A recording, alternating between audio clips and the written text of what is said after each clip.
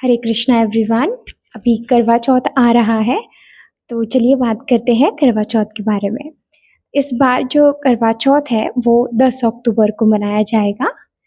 और जो करवा चौथ है वो कार्तिक महीने के कृष्ण पक्ष में चतुर्थी को मनाया जाता है। बहुत ऐसी मान्यता है कि जो भी इस चतुर्थी के दिन व्रत करता है उसको दीर्घायु तो प्राप्त ही होती है, बल्कि पूरे आयुष्य में उसको सफलता भी मिलती है। तो हो सकता है इसी तरह से करवा चौथ की शुरुआत हो गई हो। चलो जानते हैं कि कैसे क्या है तिथि। तो करवा चौथ की जो चतुर्थी तिथि है वो 9 अक्टूबर को रात को 10:54 पे शुरू हो रही है एंड 10 अक्टूबर को 7:38 पे खत्म हो रही है। तो इसीलिए जो करवा चौथ है वो 10 अक्टूबर को होगा। जो व्रत होगा करवा चौथ का वो भी 10 अक्टूबर को ही होगा। इस दिन जो महिलाएं हैं अपनी पति की लंबी आयु के लिए, उसकी सुख समृद्धि के लिए कामनाएं करती हैं एंड पूरे दिन निर्जला व्रत रखती हैं। अब ये है चतुर्थी का दिन, तो यहाँ पर चौथ माता की पूजा करी जाती है। तो इसलिए बाजार में अलग अलग तरीके के चौथ माता के फोटोज वगैरह मिलते हैं, वो आप लेके माता की पूजा में यूज कर सकते हैं। तो ये है करवा चौथ का सिंपल सा एक मतलब शुरुआत। तो ये जानना भी ज़रूरी है कि करवा चौथ में लगता क्या है। करवा चौथ की पूजा में एक करवा यानी मिट्टी का मटका या एक मिट्टी का पात्र यूज़ किया जाता है। मिट्टी के पात्रों में पंचमहाभूत होते हैं, पंचतत्व होते हैं और इसे एक पवित्रता का प्रतीक माना जाता है, इसीलिए वो मिट्टी का पात्र यूज़ किया जाता है। और इस पात्र में पानी भर के रखा जाता है, जिससे चंद्रदेव को शाम के टाइम, संध्या के टाइम अर्घ दिया जाता है।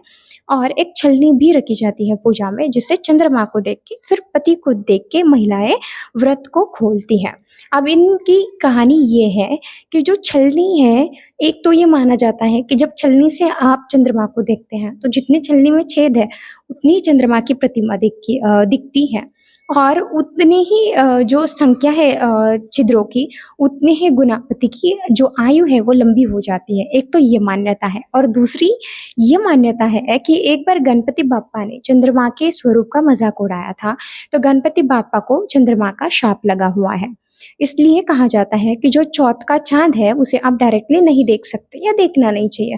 सो इसी मान्यता से बचने के लिए, इस श्राप से बचने के लिए, हम पे उसका कोई दुष्परिणाम ना हो, इसलिए भी वो छलनी यूज करी जाती है। तो पहले महिलाएं छलनी से चंद्रमा को देखती हैं और फिर अपने पति को देख के पानी पी के इस व्रत को खोलती हैं। करवा चौथ के दिन चौथ माता की पूजा करके करवा चौथ की कथा सुनने का बहुत ही अपना महत्व है। इस दिन पत्नी को पति के साइड से बहुत सारे गिफ्ट भी मिलते हैं। देखा जाए तो करवा चौथ का जो उल्लेख है वो नारद पुराण और पद्म पुराण में भी मिलता है, ऐसे कहा जाता है।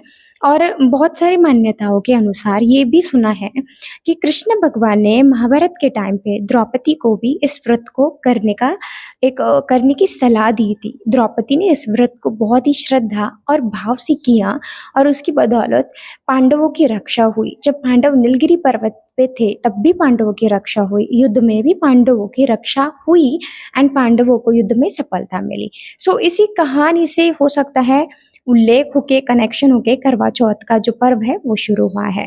तो करवा चौथ वैसे तो पूरे भारत में मनाया जाता है, बट मोस्टली जो उत्तर भारत में करवा चौथ का व्रत बहुत ही अच्छे तरीके से और बहुत हर्ष उल्लास के साथ मनाया जाता है। तो अब जानते हैं मुहूर्त की बात। सो करवा चौथ का व्रत शुक्रवार को 10 अक्टूबर को है, और चौथ पूजा का जो मुहूर्त है वो शाम को 5:58 से शुरू होगा और 7:12 पर समाप्त होगा। सो जो चौथ माता की पूजा है 5:58 से लेकर 7:12 तक ही होगी। और जो व्रत का समय होगा वो पूरे दिन का है, तो सुबह 6:12 से लेकर 8:14 शाम को, इस टाइम में आपको पूरा व्रत रखना है।